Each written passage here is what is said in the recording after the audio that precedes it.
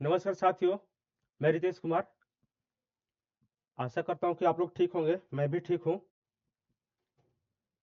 तो ये कल जो सेशन हम पढ़ाए थे उससे हम लोग कुछ आगे लेकर चल रहे हैं। तो कल हम पढ़ाए थे सूर्य के बारे में। सूर्य के बारे में हम पढ़ाए थे और सूर्य का हम लोग जन्म कर दिए थे। सूर्य का जन्म हम लोग कल करा दिए थे। सूर्य का कितना अरब पहले इनका जन्म हुआ था और कितना इनका एज है और कैसे कैसे बना, बादल से या निहारिका के द्वारा, बादल निहारिका के बादल से, और बादल के बाद एकत्रित हुए। जब बादल और गैस एकत्रित हुए तो उसके बाद क्या हुआ था उसमें कि दाब, उसके बाद दाब बढ़ेगा तो घनत्व बढ़ेगा, घनत्व बढ़ेगा तो ताप बढ़ेगा। उसके बाद धीरे धीरे गुरुत्वाकर्षण गुरुत्वाकर्षण बढ़ते गया और धीरे धीरे क्या हुआ कि घूर्णन बढ़ते गया, और घूर्णन बढ़ने के कारण इसमें क्या हुआ कि हाइड्रोजन हीलियम में परिवर्तित हुआ और उस कारण से यहाँ ऊर्जा उत्पन्न हुई। सूर्य में ऊर्जा का उत्पन्न हुआ। तो ये हमारा सूर्य के जन्म का प्रक्रिया थी।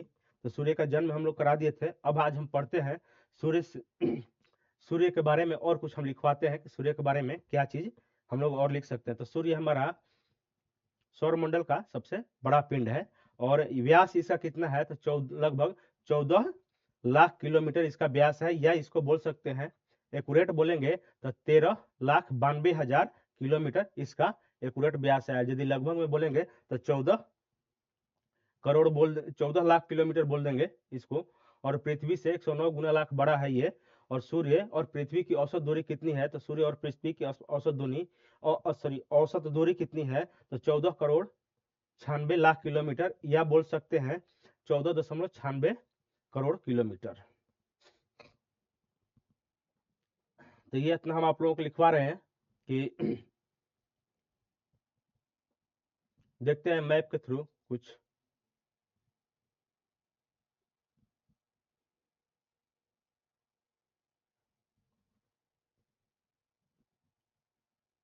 पहले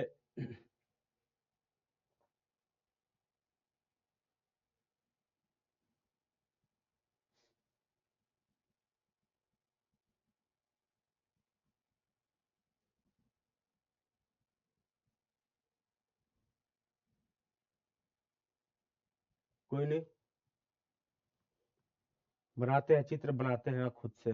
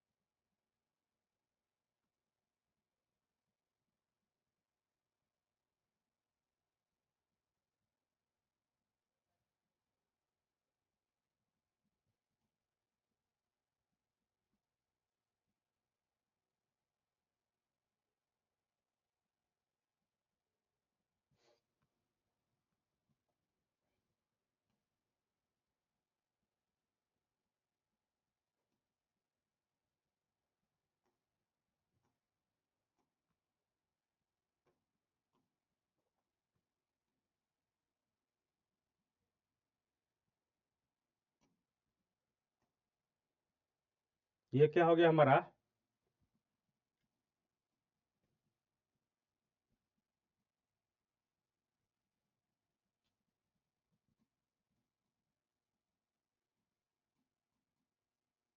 ये अर्थ हो गया।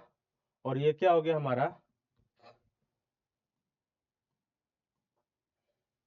ये हमारा सन हो गया। ये हमारा सन हो गया या सूरज हो गया। तो सूरज और पृथ्वी की,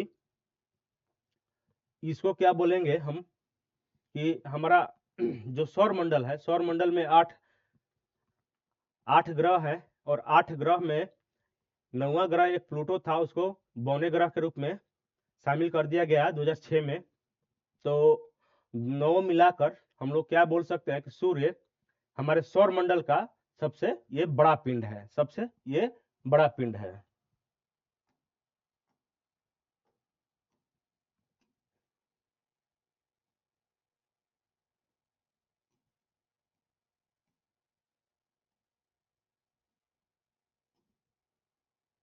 कोई नहीं। ये हमारा सौरमंडल का सबसे बड़ा पिंड है सन। ये सन सन हमारा सौरमंडल का सबसे बड़ा पिंड है। तो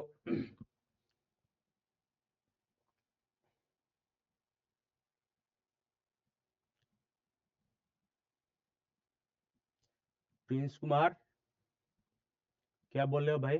किसी लड़के ने धोखा दे दी, क्या कर सकते हो? हम उसमें क्या हेल्प करें, बता दो। FIR किया जाए?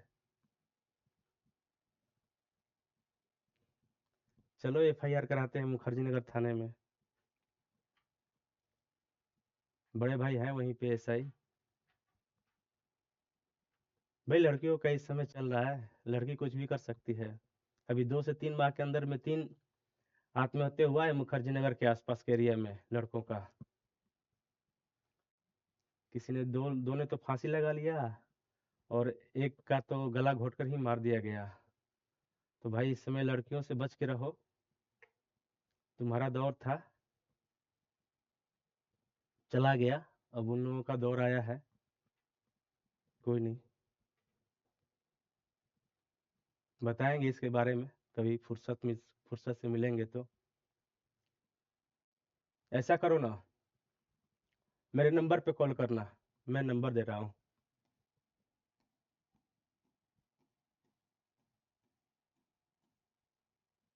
इस स्थिति में क्या होता है कि जो लॉयल लड़का होता है उसका तो मतलब कट जाता है, सही बात है, बहुत दुख होती है। मैं इस दर्द को समझता हूँ किसी के बारे में। तो इस नंबर पे कॉल करना। मैं अपने लाइफ में करीब 2 लोगों की इस जगह से निकाल, 2 लोगों अभी मतलब कि 1 साल के अंदर में मैं 2 लोगों को निकाल चुका हूँ। शायद हो सकता है कि तुम्हें निकालो, और पढ़ाई पे ध्यान दो, कोई दिक्कत नहीं है। ये तो लाइफ का एक पार्ट है, होते रहता है, लेकिन कोशिश करना कि इस जगह से निकल जाओ तो सबसे बेटर रहेगा बाबू। इसमें जाएगा तो तुम्हारा ही जाएगा। जाता तो दोनों तरफ से है, बट होता क्या है कि इसमें सामने वालों को पता नहीं चलता है, लड़कियों को उतना पता नहीं चलता है, इसलिए कि उन लोगों को एक ही चीज़ का होता है कि हमें चाहने वाले बहुत से लोग हैं, तो कोई दिक्कत नहीं है। 1 मिनट थोड़ा लाइन।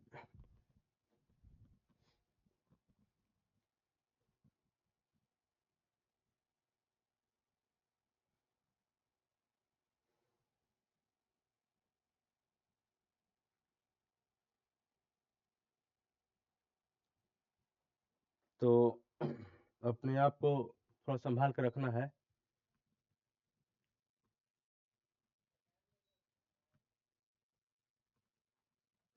कोई नहीं,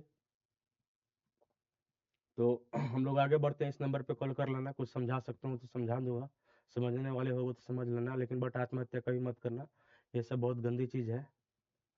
कुछ नहीं, कुछ दिन ही की फर्क होती है, 10 दिन 20 दिन या 2 माह।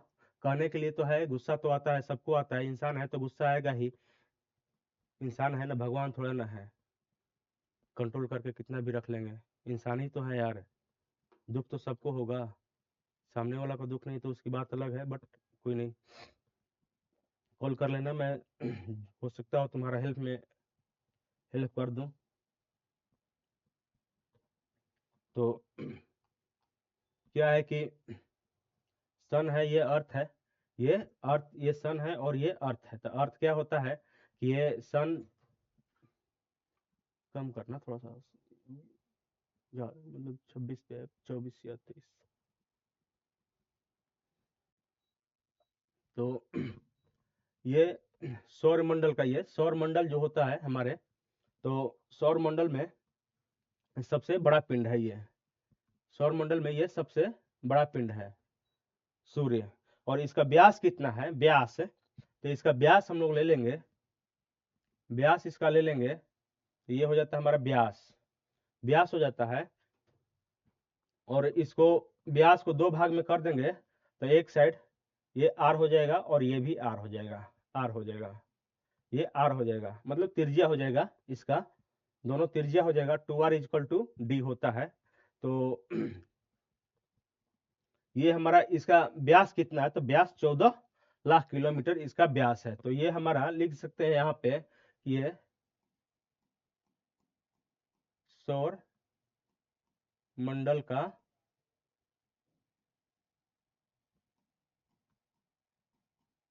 सबसे बड़ा पिंड है, ये पिंड है, ये हमारा सूर्य है। व्यास कितना है इसका, तो व्यास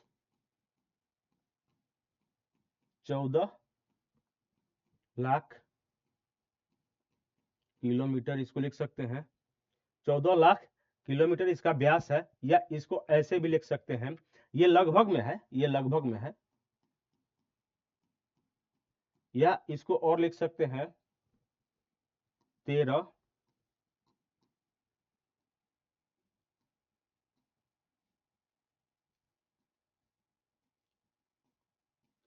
लाख 92,000 किलोमीटर। ये हो जाएगा 13,92,000 किलोमीटर। ये एक्यूरेट है, ये एक्यूरेसी है, ये एक्यूरेट है। और पृथ्वी से ये कितना बड़ा है, पृथ्वी से ये कितना बड़ा है, तो 109 गुना ये बड़ा है। पृथ्वी से 109 गुना बड़ा है ये सूर्य। और क्या है, सूर्य और पृथ्वी की औसत दूरी कितनी है, मान लो कि देखिए क्या होता है इसमें कि एक और फिगर लेते हैं यहाँ पे,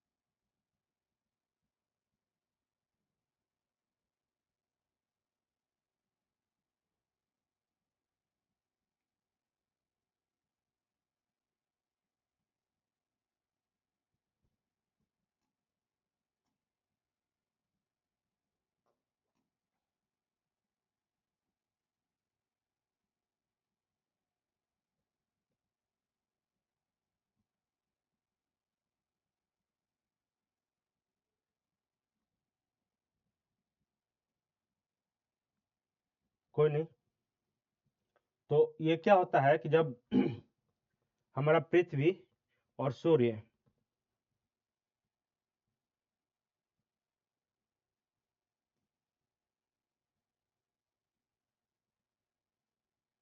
हमारे पृथ्वी और सूर्य की दूरी एक समान निश्चित नहीं होती है, एक समान निश्चित नहीं होती है, तो क्या होता है इसमें कि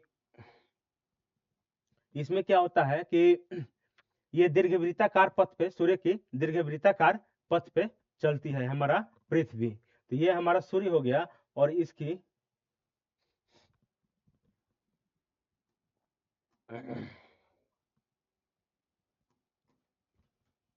ये कैसे चलेगी, ये दीर्घवृत्ताकार पथ पे ये हमारा पृथ्वी का घूर्णन होता है, परिक्रमण होता है, दीर्घवृत्ताकार परिक्रमण होता है। सूर्य की परिक्रमा करती है कैसे, तो दीर्घवृत्ताकार करती है, दीर्घवृत्ताकार ये परिक्रमा करती है सूर्य की। तो दीर्घवृत्ताकार पर जब परिक्रमा करेगी तो इन दोनों की दूरी एक समान नहीं रहेगी, कभी इन दोनों की दूरी एक समान नहीं रहेगी।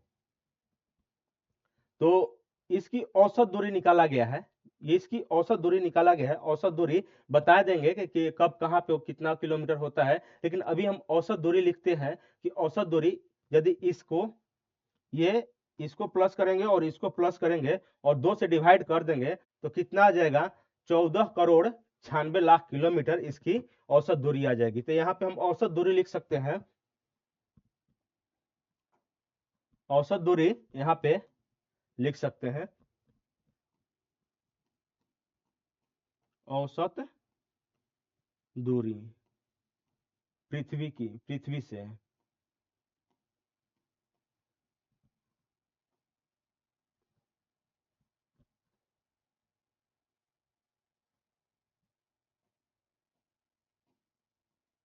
पृथ्वी से औसत दूरी पृथ्वी से कितना है, तो 14 करोड़ 96 लाख किलोमीटर है।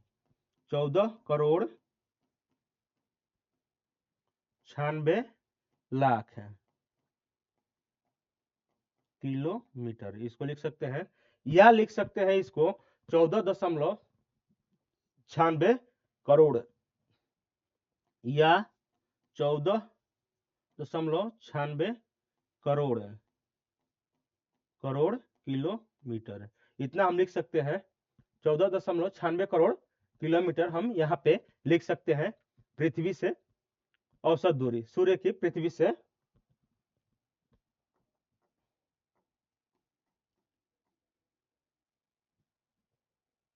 सूर्य की औसत दूरी पृथ्वी से हम लिख सकते हैं कितना है, तो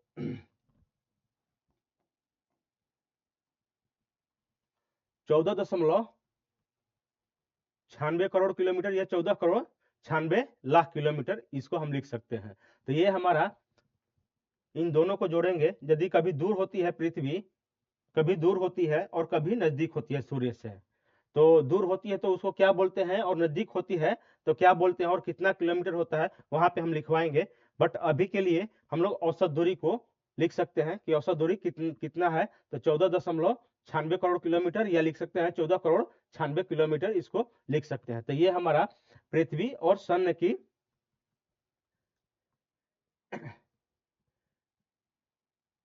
लगभग यहां से दूरी हो जाती है।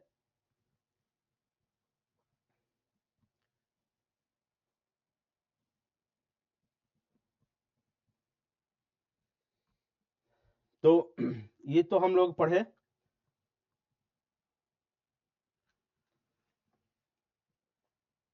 अब लिखते हैं कि इसमें तापमान कितना होता है, सूर्य का तापमान कितना होता है। अभी तो हम लोग सूर्य के बारे में पढ़ रहे हैं, पृथ्वी के बारे में हम लोग को जाना नहीं है। पृथ्वी को पढ़ेंगे तो बहुत अच्छी तरह और गहराई से पढ़ेंगे, इसलिए कि पूरा हम लोग को पृथ्वी पढ़ना है।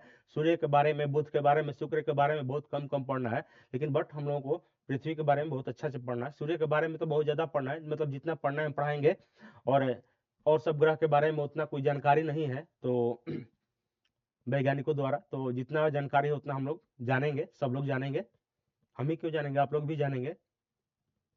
तो इसको हम थोड़ा सा डिलीट करते हैं, या नया पेज लेते हैं। और तापमान कितना है, सूर्य का तापमान कितना है यहाँ पे, तो इसका तापमान लिख सकते हैं यहाँ पे, तापमान कितना है, तो 6000 डिग्री सेल्सियस इसका तापमान होता है। 6000 डिग्री सेल्सियस इसका तापमान होता है। और लिखवाएंगे इसमें कि जब सूर्य को डिवाइड करेंगे कि कितना पार्ट में सूर्य को बांटे हैं, तो उसमें हम लिखवाएंगे कि कहाँ पे कितना तापमान होता है। अभी औसतन तापमान ये हम लोग लिख सकते हैं कि औसतन तापमान 6000 डिग्री तापमान इसका होता है। और देखिए, पृथ्वी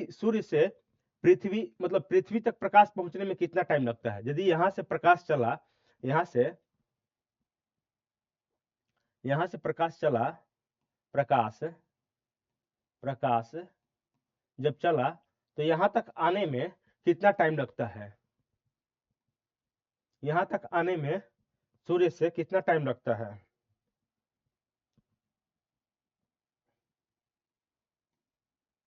सूर्य से आने में हमारा कितना टाइम लगता है, तो ये लग जाता है, देखिए एनसीईआरटी के अनुसार, 8.22 मिनट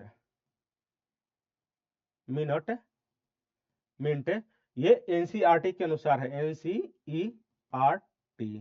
और बुक में देखिएगा तो क्या दिया है कि 8.16 मतलब कि 8 मिनट 16 सेकेंड है। 16 सेकेंड को 1 सेकेंड को 1/100 में करेंगे तो वो 1/16 ये आ जाएगा। तो ये 8 मिनट 16 सेकेंड ये हमारा पृथ्वी तक प्रकाश पहुंचने में ये लगता है हमारा सन से सूर्य पृथ्वी तक। तो ये हमारा एनसीईआरटी के अनुसार 8.22 दिया है, बट और सब बुक में देखिएगा तो 8.16 ऐसे करके दिया है। तो कोई भी एक ही रहेगा ऑप्शन में, 8.22 रहे या 8.16 रहे, दोनों में से एक ही रहेगा, दोनों नहीं रहेगा। और यदि दोनों रहेगा तो 8.22 मार के चलेंगे, इसलिए कि एनसीईआरटी का ही सबसे ज्यादा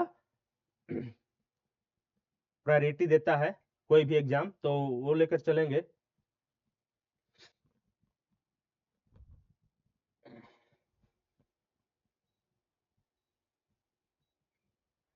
तो अब देखते हैं सूर्य की आयु। सूर्य की आयु देखते हैं कि सूर्य की आयु कितना है। तो सूर्य की आयु में हम एक सूर्य बनाते हैं, यहाँ पे हम सूर्य बनाते हैं, ये हमारा सन हो गया।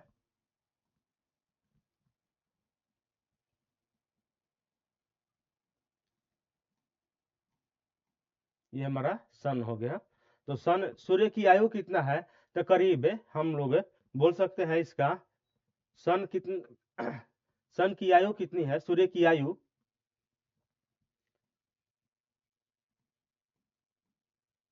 सूर्य की आयु कितनी है, तो 10 अरब कितनी है, तो 10 अरब वर्ष इसका वायु आयु है। सूर्य की आयु 10 अरब वर्ष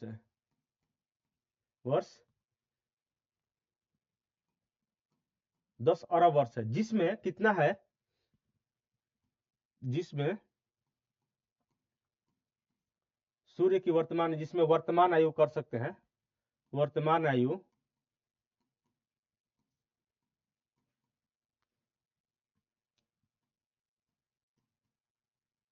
सूर्य कितना दिन जी चुका है अभी, तो 4.7 अरब वर्ष, या कहीं कहीं दे देगा 4.6 अरब वर्ष है।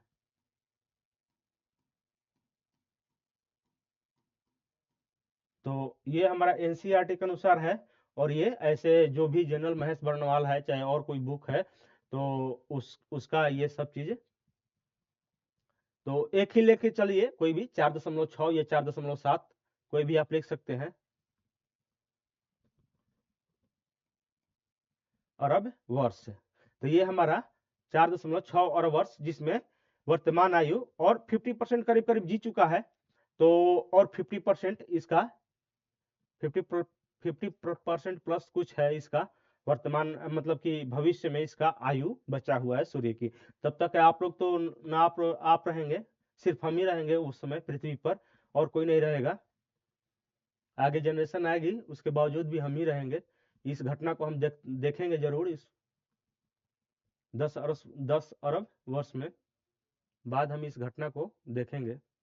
आप लोग तो नहीं रहिएगा।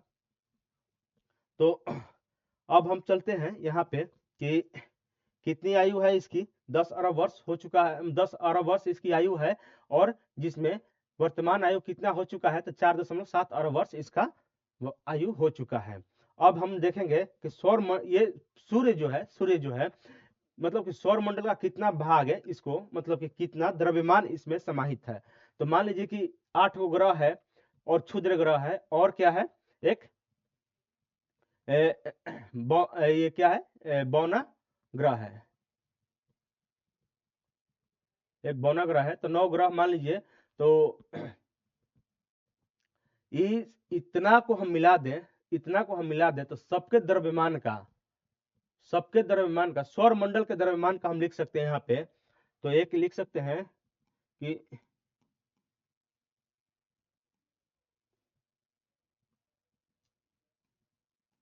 सौर मंडल के द्रव्यमान मान, या इसको ऐसे लिखिए।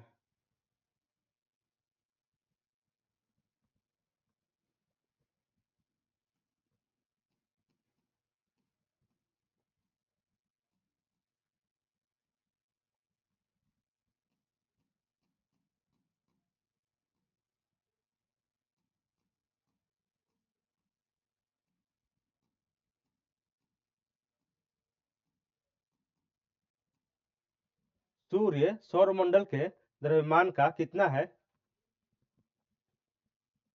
कितना है? तो ये है 99.8% है, 99.8% है। तो यहाँ पे ये भी लिख सकते हैं,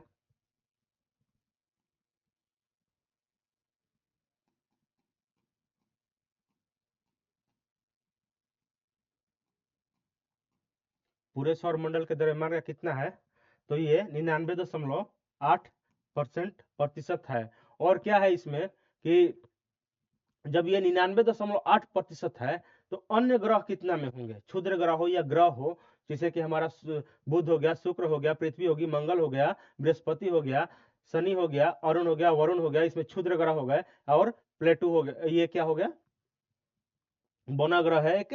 तो ये नौ नौ ग्रह है मिलके, और एक ये क्षुद्र ग्रह मिलके मात्र कितना है, अन्य कितना है, अन्य ग्रह है, अन्य कितना हो जाएगा द्रव्यमान, अन्य का द्रव्यमान कितना हो जाएगा, 0.2%। अन्य का द्रव्यमान कितना हो जाएगा, 0.2%। ये सारा चीज का द्रव्यमान। अब सोचिए कि जो हमारा सौर मंडल है, सौर मंडल में जो भी जितने भी ग्रह हैं, जितने भी ग्रह हैं, उसमें सूर्य का द्रव्यमान कितना है, तो सबसे ज्यादा सूर्य का द्रव्यमान है 99.8। सबको मिला दिया जाए तो उसमें 99.8% अकेला घेर के रखा है। ये मात्र 0.2% में सबका द्रव्यमान है कि किसका किसका है, तो बुध का हो गया, शुक्र का हो गया, पृथ्वी का हो गया, फिर मंगल का हो गया, फिर उसके बाद बृहस्पति का हो गया, उसके बाद क्षुद्र ग्रह मंगल और बीच के पट्टी का जो क्षुद्र ग्रह है उसका हो गया, उसके बाद किसका हो गया, शनि का हो गया, अरुण का हो गया, वरुण का हो गया, और एक बौना ग्रह है उसका हो गया। तो ये हमारा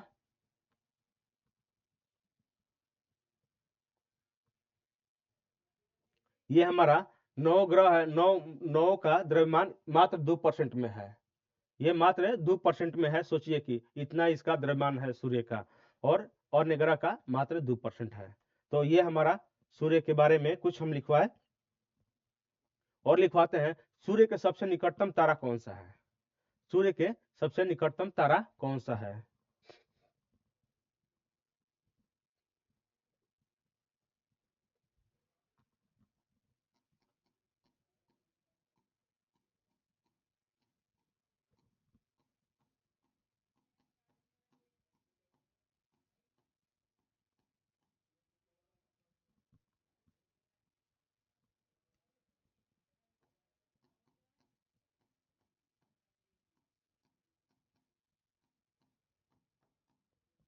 निकटतम तारा कौन सा है, तो प्रोक्सिमा सेंचुरी है, प्रोक्सी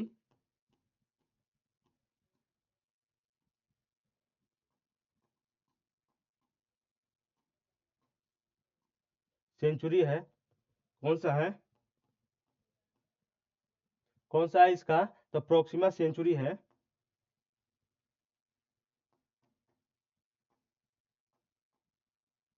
प्रोक्सिमा सेंचुरी है।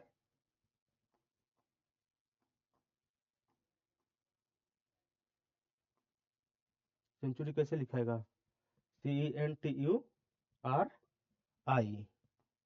प्रोक्सिमा सेंचुरी है, ठीक। प्रोक्सिमा सेंचुरी है ये, सूर्य के सबसे निकटतम तारा जो है प्रोक्सिमा सेंचुरी है, सबसे निकटतम तारा सूर्य का।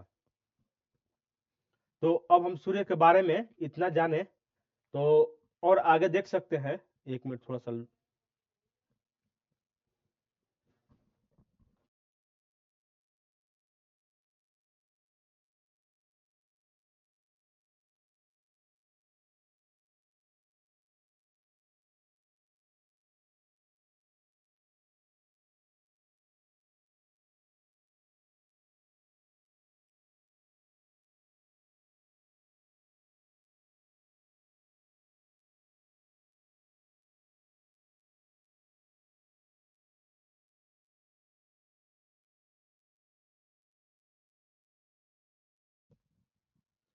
तो अब देखते हैं कि इसका दूरी कितना है, सूर्य से कितना दूरी पर ये प्रोक्सिमा सेंचुरी है। तो प्रोक्सिमा सेंचुरी का एक जो तारा है, इसका सूर्य से दूरी कितना है, तो 24.4 प्रकाश वर्ष किलोमीटर है इसका दूरी। सूर्य से दूरी प्रोक्सिमा सेंचुरी का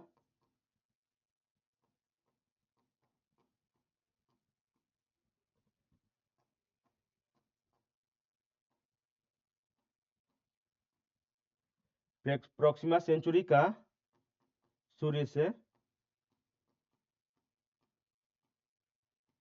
दूरी कितनी है, तो 4.24 प्रकाश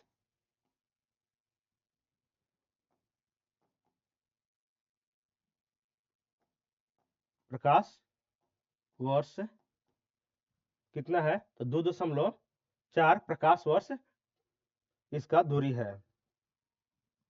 तो ये हमारा सूर्य के बारे में कुछ पढ़े, और अब हम सूर्य के आंतरिक आंतरिक भाग के बारे में जानने की यहाँ से कोशिश करेंगे। सूर्य से आंतरिक भाग में, सूर्य की आंतरिक भाग के बारे में हम लोग अब कुछ जानने की कोशिश करते हैं कि सूर्य की आंतरिक भाग में क्या क्या चीज है। तो देखते हैं सूर्य के आंतरिक भाग में।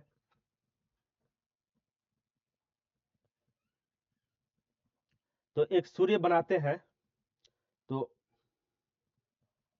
सूर्य बनाते हैं और बड़ा सा सूर्य बनाते हैं, उसमें हम लोग कुछ देखेंगे कि कोई किस भाग को क्या क्या बोला जाता है।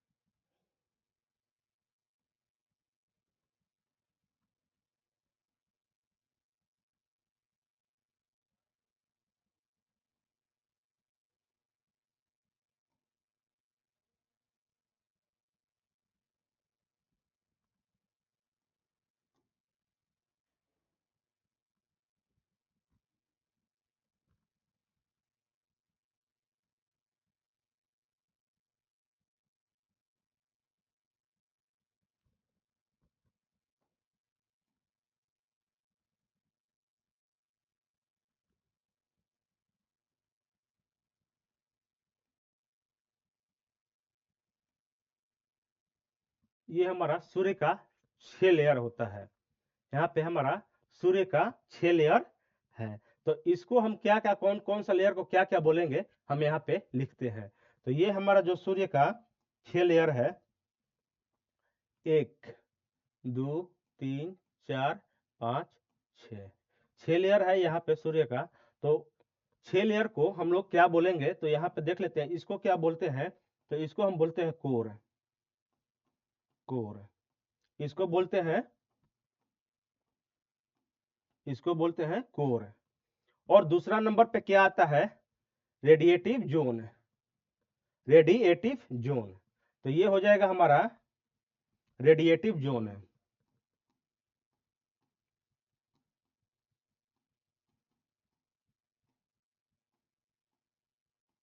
ये हो गया हमारा रेडिएटिव जोन। ये हमारा तीसरा नंबर पे क्या आ जाएगा,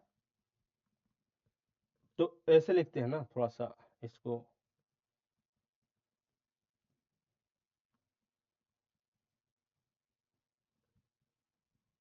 1, 2, 3, 4 5 6, तो 6 लिखा जा, तो हम पहले लिखते हैं 6 को, या यहाँ पे लिखते हैं 1 को, कोर। इसको क्या बोलते हैं? कोर।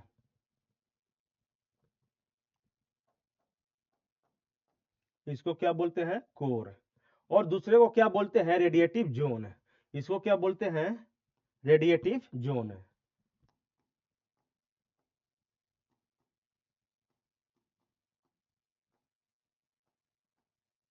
इसको दो को इस क्षेत्र को रेडिएटिव जोन बोलते हैं। इसको क्या बोलते हैं? 3 नंबर को क्या बोलेंगे हम लोग? तो 3 नंबर को बोलेंगे कन्वेक्शन जोन है, कन्वेक्शन जोन।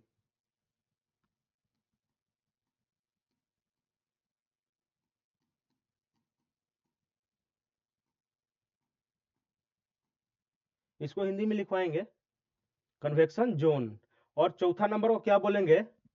ये जो 4 नंबर है, इसको क्या बोलेंगे? इसको बोलेंगे फोटोस्फीयर, फोटोस्फीयर।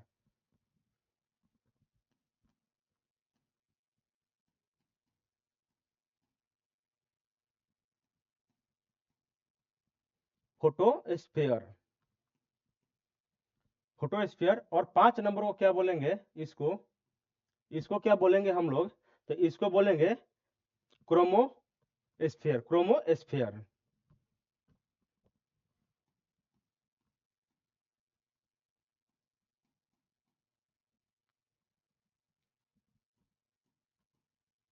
और 6 नंबर को क्या बोलेंगे हम लोग?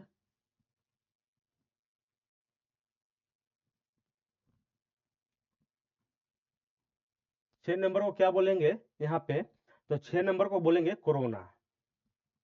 जो हमारा 2022 में 2020 में आया था, उसी को कोरोना। ये कोरोना दूसरा है, और ये कोरोना दूसरा है।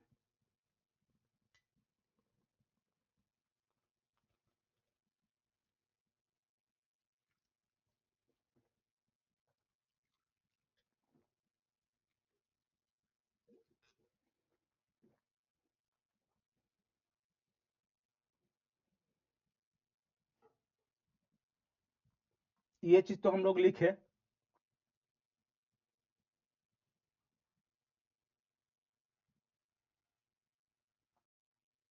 ये हमारे सूर्य के बारे में, ये सूर्य का 6 पार्ट है, 6 पार्ट में डिवाइड किया गया है, और 6 पार्टों का हम लोग नाम लिखे। और उसके बाद इसमें देखते हैं कि हीलियम कितना होता है, हाइड्रोजन कितना होता है, और अन्य गैस इसमें कितना होता है। सूर्य में गैस की मात्रा, पहले इसको देख लेते हैं। यहाँ थोड़ा सा जगह बचा है, तो इसको देख लेते हैं। सूर्य में गैसों की मात्रा, तो इसमें हाइड्रोजन कितना होता है?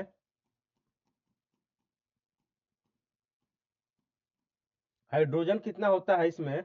हाइड्रोजन कितना होता है? तो 71% हाइड्रोजन होता है इसमें, 71% हाइड्रोजन होता है। हीलियम कितना होता है? हीलियम कितना होता है? तो इसमें होता है 28%। और अन्य ग्रह, अन्य गैस कितना होता है? इसको एक्सटर्नल गैस लिख सकते हैं, या क्या लिख सकते हैं? हिंदी में ही लिख देते हैं। अन्य गैस कितना होता है? मात्र 2%। इसमें अन्य गैस या एक्स्ट्रा गैस 2%, इसको लिख सकते हैं। तो ये हमारा सूर्य का 6 पार्ट हो गया। और 6 पार्ट में, इसमें पूरे पार्ट में कितना होता है? हाइड्रोजन की मात्रा 71%, हीलियम कितनी होती है? 28%, और अन्य गैस कितना होता है? 2%। तो ये हमारा सूर्य के 6 पार्ट, और 6 पार्ट में 6 पार्ट के नाम लिखे। अब इस एक एक पार्ट को हम लोग सही तरीके से पूरा डिटेल में पढ़ेंगे कि किस पार्ट में क्या होता है, और कितना दूरी है, कहाँ पे स्थित है ये पार्ट। तो इसको हम लोग अभी पढ़ते हैं। तो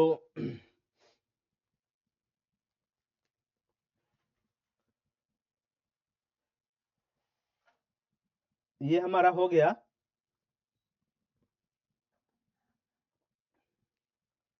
करीब करीब 6 पार्ट हो गया सूर्य का।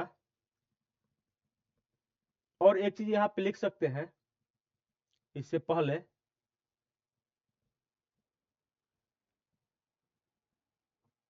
अच्छा चलिए ये चीज और कुछ हम आगे पढ़ाएंगे। पहले हम लिख सकते हैं सूर्य का आंतरिक संरचना। सूर्य के आंतरिक संरचना के बारे में हम लोग पढ़ेंगे। सूर्य का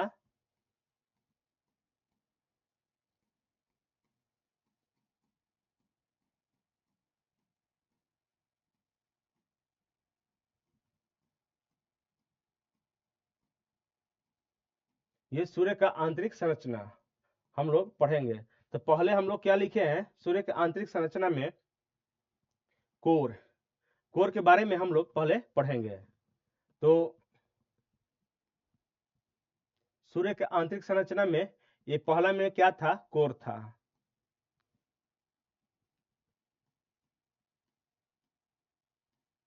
इसको केंद्र भी बोलेंगे, कोर या केंद्र भी बोलेंगे इसको, केंद्र या कोर भी बोलेंगे, कोर या केंद्र ही बोलेंगे। तो इसमें सूर्य के केंद्र का व्यास इसमें बताया गया कि इसका केंद्र का व्यास कितना है। पहले तो इसका केंद्र का व्यास जानेंगे। तो 3.48 लाख किलोमीटर इसका व्यास है। तो इसका व्यास हम लोग देखेंगे, कोर का व्यास, केंद्र का व्यास है, व्यास व्यास कितना है इसका, तो व्यास कितना होता है, तो 3.48 kilometre, 3.48 lakh kilometre, lakh kilometre, ये हमारा व्यास हो गया। और केंद्र का तापमान कितना होता है, यहाँ पर, यहाँ का तापमान कितना होता है, इसमें तापमान 15 मिलियन डिग्री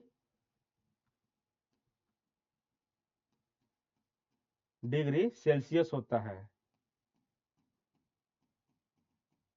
सेल्सियस। ये हमारा 15 मिलियन डिग्री सेल्सियस होता है, या नहीं सेल्सियस नहीं, सेंटीग्रेड होता है, इसको सेंटीग्रेड,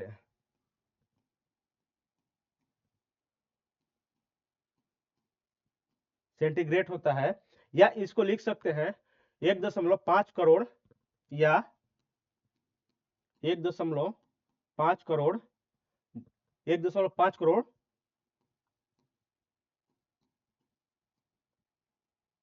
डिग्री सेल्सियस, इसको लिख सकते हैं सेल्सियस, इसको लिख सकते हैं। और क्या लिख सकते हैं, या फॉरेनहाइट में यदि हम इसको लिखेंगे, फॉरेनहाइट में इसको लिखेंगे, तो फॉरेनहाइट में कितना लिखेंगे, तो 27 million Fahrenheit, 27 million degree Fahrenheit, इसको लिख सकते हैं 27 मिलियन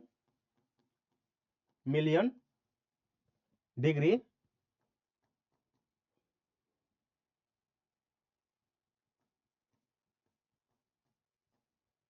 फॉरेनहाइट, इसको लिख सकते हैं।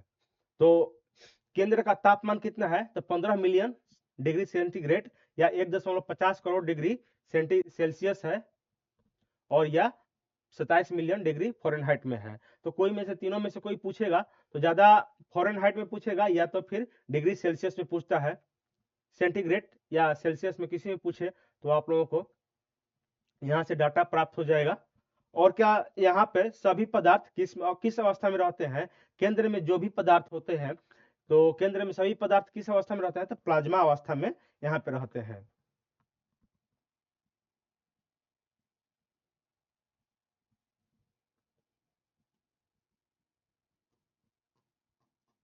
केंद्र का सभी पदार्थ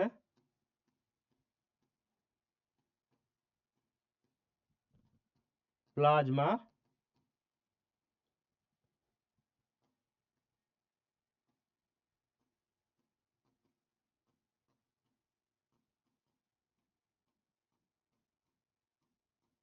प्लाज्मा अवस्था में रहता है। यह प्लाज्मा अवस्था में है, इसको लिख दीजिए, प्लाज्मा अवस्था में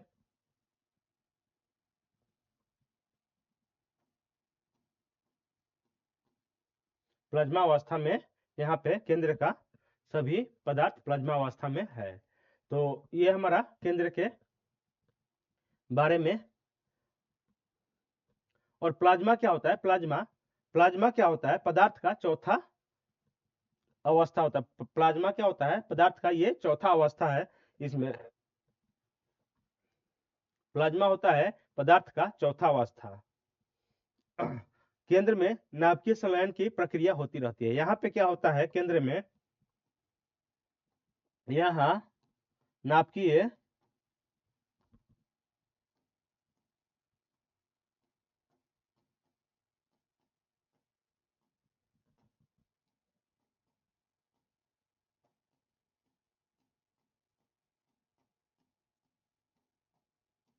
यहाँ पे नाभिकीय संलयन की प्रक्रिया होती है।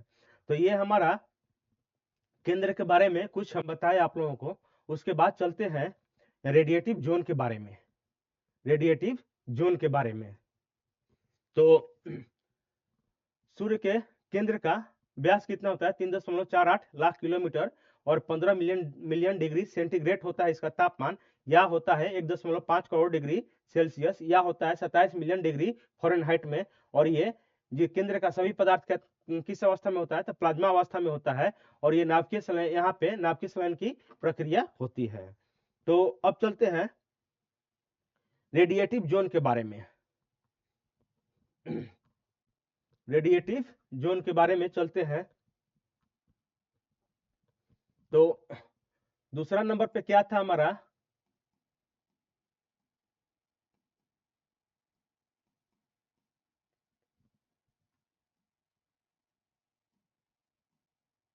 रेडिएटिव जोन था, यानी विकिरण मेखला है। विकिरण, इसको क्या बोलते हैं? विकिरण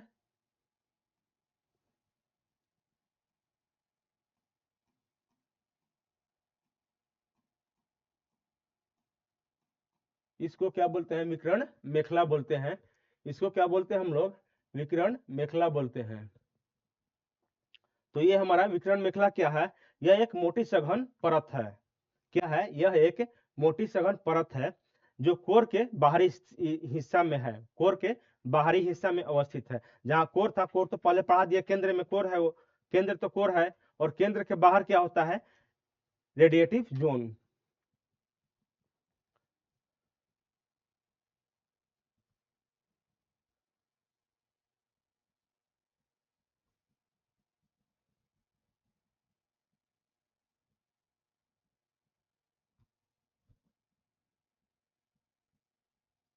ओ, कोई नहीं।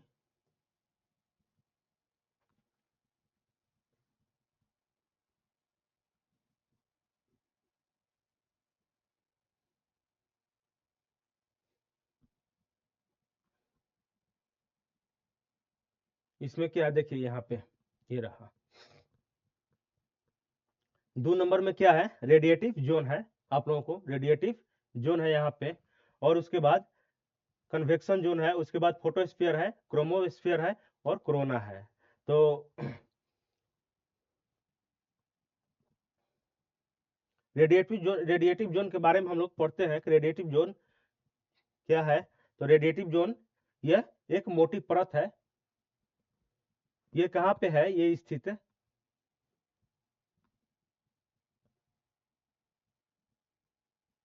चल जाओ उधर।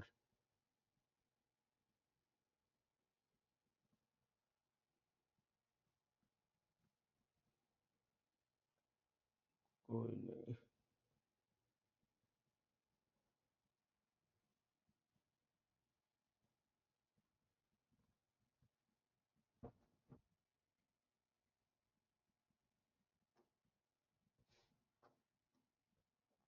ये हमारा रेडिएटिव जोन क्या है? ये कोर का बाहरी परत है। ये क्या है? यह है कोर के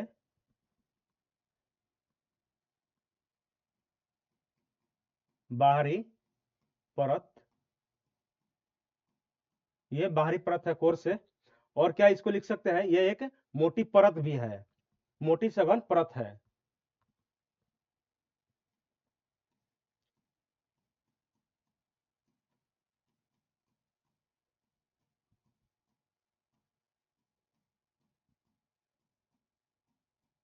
ये एक मोटी सघन परत भी है, जहां से यहाँ से क्या होता है कि यहाँ से ऊर्जा ऊर्जा को फोटोन द्वारा बाहर ले जाया जाता है, बाहर की ओर ले जाया जाता है। यहाँ से क्या होता है कि ये जो है कोर, ये जो रेडिएटिव जोन है, यहाँ से ऊर्जा को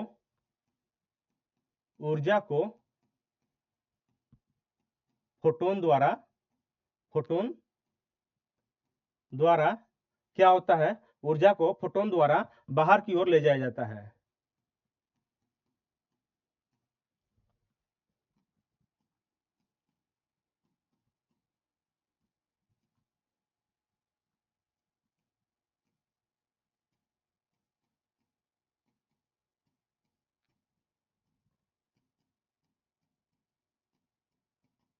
ये ऊर्जा को यहाँ से इस रेडिएटिव जोन से ऊर्जा को फोटोन द्वारा बाहर की ओर ले जाया जाता है। और क्या होता है इसमें, इस क्षेत्र में विद्युत चुंबकीय विकिरण जो होता है, जो विद्युत चुंबकीय विकिरण होता है के रूप में मतलब की यात्रा करती है। जो ऊर्जा होता है, यहाँ का ऊर्जा जो होता है विद्युत चुंबकीय विकिरण के रूप में यहाँ से जो ऊर्जा उत्पन्न होती है, जो ऊर्जा उत्पन्न होता है यहाँ से, तो ऊर्जा जो उत्पन्न होता है तो यह विद्युत चुंबकीय विकिरण के रूप में ये यात्रा करती है। कैसी यात्रा करेगी, तो विद्युत चुंबकीय यहाँ से ऊर्जा, यहाँ से चाहे इस क्षेत्र में ऊर्जा, इस क्षेत्र में मात्र इसी क्षेत्र में जो कि हम बताए हैं, जो कि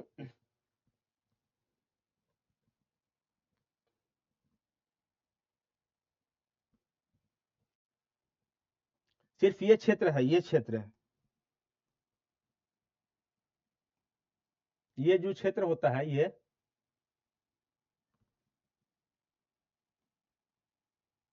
ये जो क्षेत्र है ऊर्जा, इस क्षेत्र में,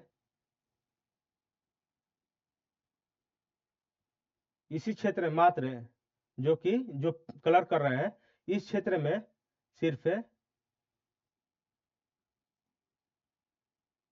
ऊर्जा क्या होता है, इस क्षेत्र में ऊर्जा क्या होता है, इस क्षेत्र में ऊर्जा क्या होता है कि ऊर्जा विद्युत चुंबकीय विकिरण के रूप में यात्रा करता है।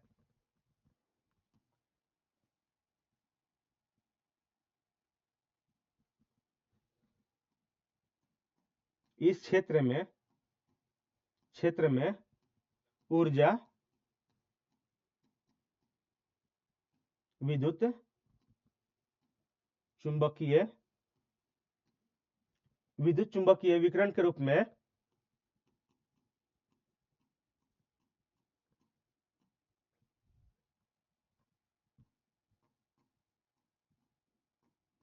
विद्युत चुंबकीय विकिरण के रूप में यात्रा करता है।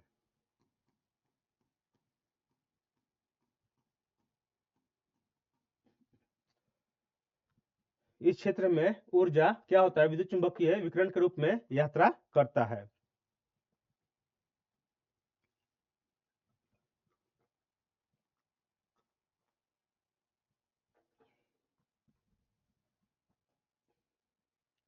करती है, क्या करता नहीं है, करती है।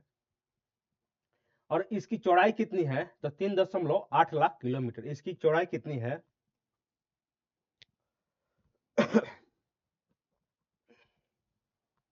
चौड़ाई कितनी है इसकी,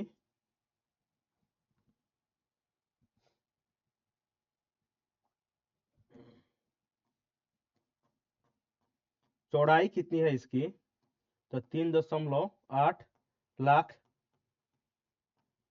किलोमीटर। इसकी चौड़ाई कितनी है, तो 3.8 लाख किलोमीटर कितनी है, तो 3.8 लाख किलोमीटर इसकी चौड़ाई है। तो ये हमारा रेडिएटिव जोन के बारे में है। और एक लिखवा देते हैं, रेडिएटिव जोन के बारे में है ये हमारा।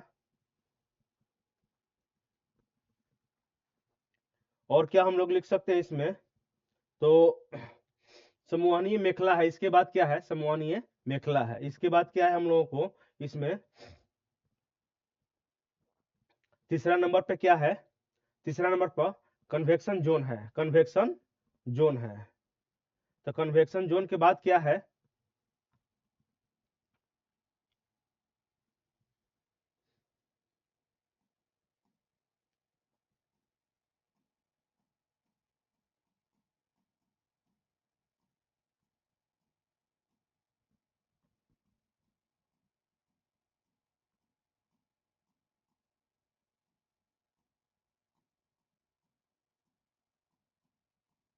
संवहनीय मेखला, संवहनीय मेखला इसको बोलेंगे।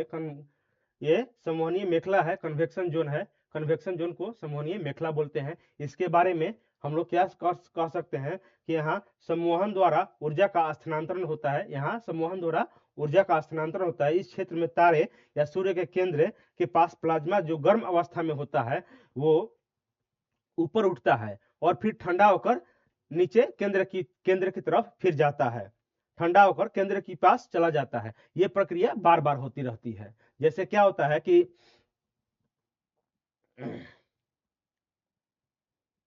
ये हमारा क्या हो गया कि तीसरा नंबर जो है ये यहां से इस क्षेत्र में, हमारा इस क्षेत्र में क्या होगा, इस क्षेत्र में क्या होगा, इस क्षेत्र में क्या होगा कि जो प्लाज्मा है, प्लाज्मा गर्म होकर यहाँ ऊपर उठेगा और फिर ठंडा होकर केंद्र की ओर, केंद्र से गर्म होकर यहाँ तक आएगा और फिर यहाँ से फिर केंद्र की ओर ठंडा होकर चला जाएगा। तो ये हमारा प्रक्रिया बार बार होती है। केंद्र से जब प्लाज्मा गर्म होगा तो समोहनीय क्षेत्र तक आएगा, समोहनीय क्षेत्र तक आएगा और समोहनीय क्षेत्र के बाद क्या होगा कि फिर यहाँ से ठंडा होकर क्या होगा कि ठंडा होकर इस क्षेत्र में क्या होगा कि इस क्षेत्र से ठंडा होकर फिर केंद्र की तरफ ये चला जाता है। तो इसको हम लिख सकते हैं, क्या लिख सकते हैं इसके बारे में कि यहाँ संवहन द्वारा ऊर्जा का स्थानांतरण होता है। यहाँ क्या लिख सकते हैं, संवहन द्वारा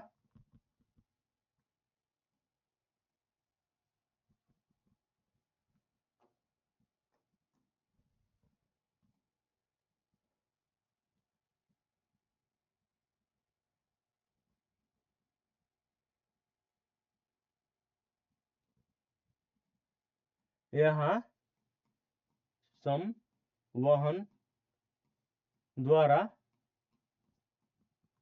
ऊर्जा का स्थानांतरण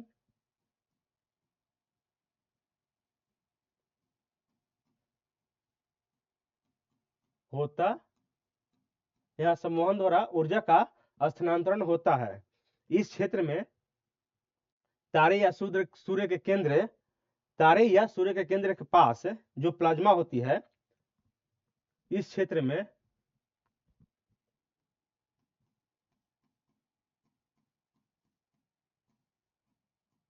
कोई भी तारा हो या सूर्य, इसको सूर्य लिख सकते हैं,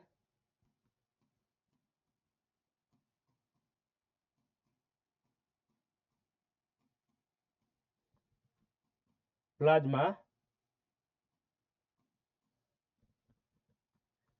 गर्म होकर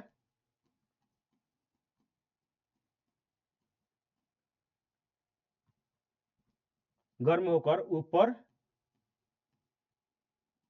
उठता है और यहां से इस क्षेत्र से, और इस क्षेत्र से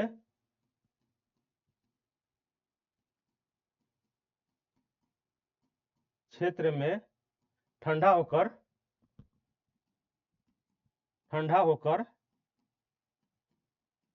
होकर केंद्र की ओर वापस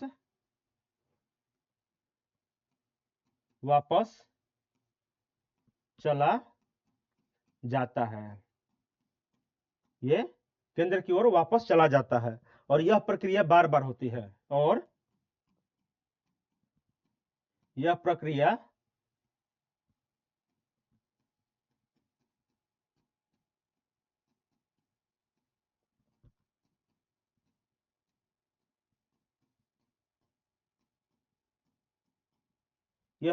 बार बार होती रहती है। तो ये हमारा, और इसमें और दो लाइन लिख सकते हैं कि इसकी मोटाई कितनी है, तो इसकी मोटाई है 1.3,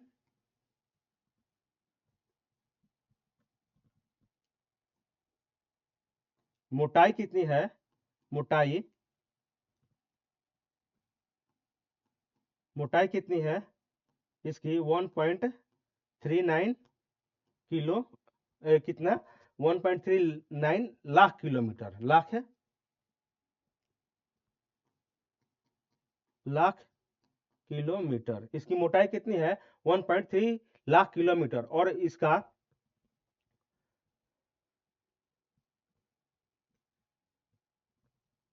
और क्या इसको लिख सकते हैं, और कुछ इसको लिख सकते हैं। तो ये क्या था कि ये तो कौन था, तो ये रेडिएटिव जोन के बाहर है, ये कन्वेक्शन कन्वेक्शन जोन है, जो यह क्या लिख सकते हैं इसको कि कन्वेक्शन कन्वेक्शन ये रेडिएटिव जोन, यह रेडिएटिव जोन के बाहर है, ये भी लिख सकते हैं। तो इसको कोई लिखने की ये जरूरत नहीं है। तो ये भी लिख सकते हैं इसको कि ये रेडिएटिव जोन के बाहर में स्थित है। कहाँ है, तो रेडिएटिव जोन के बाहर में ये स्थित है।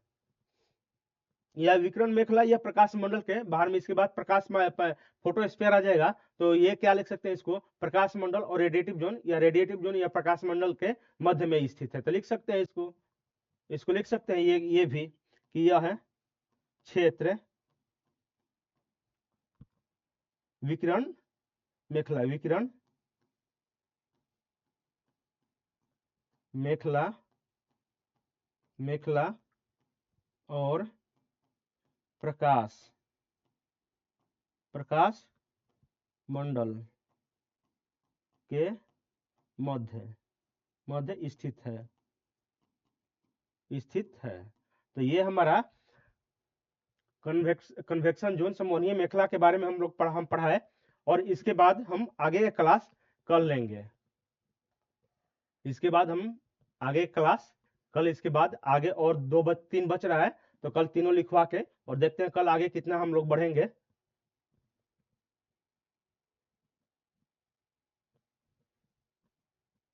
तो देखते हैं कहाँ तक हम लोग कल बढ़ते हैं, कोई दिक्कत नहीं है, आराम से पढ़ेंगे, कोई दिक्कत नहीं है इसमें। जितना अंदर तक गहराई तक हम लोगों को जाना है जाते हैं, जितना गहराई में पढ़ना है पढ़ते हैं, उसके बाद पढ़ना ही तो है, और क्या करना है इसमें।